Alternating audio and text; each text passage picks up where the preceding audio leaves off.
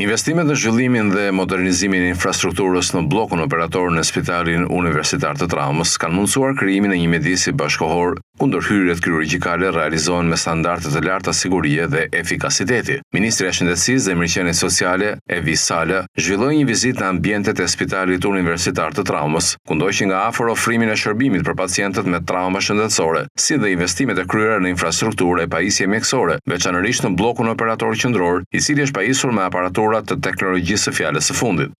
Duke shfrytzuar mundësinë që na jep edhe Ministria e Mbrojtjes për investime në Spitalin e Traumës, një pjesë të mirë të buxhetit e kemi përdorur për investime në aparatura.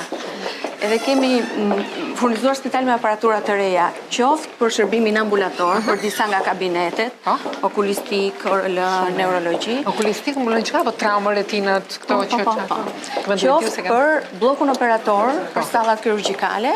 Në bllokun operator janë instaluar pajisje të avancuara për neurokirurgjinë dhe kirurgjinë e përgjithshme që mundsojnë ndërhyrje sa më pak invazive dhe me saktësi maksimale. Gjithashtu, kabinetet ambulatore të ORL-s, okulistikës dhe neurokirurgjisë janë pajisur me aparatura diagnostikuese të reja, duke përmirësuar ndjeshëm cilësinë dhe shpejtësinë e shërbimit për pacientët. Spitali Universitar i Traumës mbetet struktura e vetme spitalore që ofron shërbim të specializuar për traumën dhe politraumën në nivel kombëtar.